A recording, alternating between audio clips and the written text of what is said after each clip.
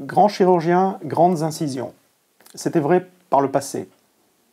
À présent, grâce à l'amélioration des techniques et des prises en charge, il est possible de proposer aux patients une approche beaucoup moins invasive. Notre approche mini-invasive de la chirurgie valvulaire nous permet de gagner plusieurs avantages. Tout d'abord, les avantages médicaux. Ils ont été bien documentés par la littérature et mettent en évidence une réduction du saignement, une réduction de la douleur, mais également une durée d'hospitalisation plus courte et un retour à la vie active simplifié et plus rapide. Mais on doit surtout mettre en avant les avantages cosmétiques. Ils ne sont pas à prendre à la légère, c'est une réelle demande des patients. Les patients savent à présent que la chirurgie cardiaque est une chirurgie de routine avec un risque opératoire extrêmement faible.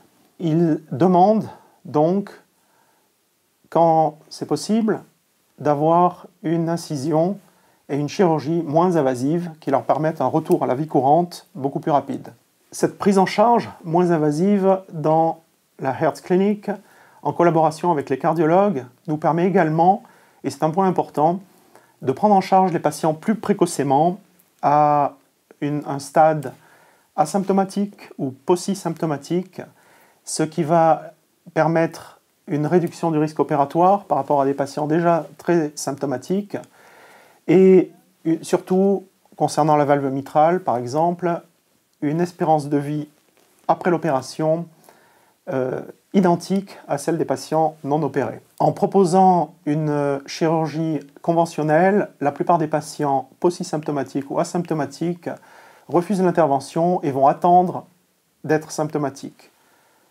Avec une approche moins invasive, avec une incision plus petite, avec également une incision qui est souvent cachée pour les femmes dans le sillon du sein, les patients acceptent beaucoup plus facilement une chirurgie précoce qui leur sera favorable dans le futur.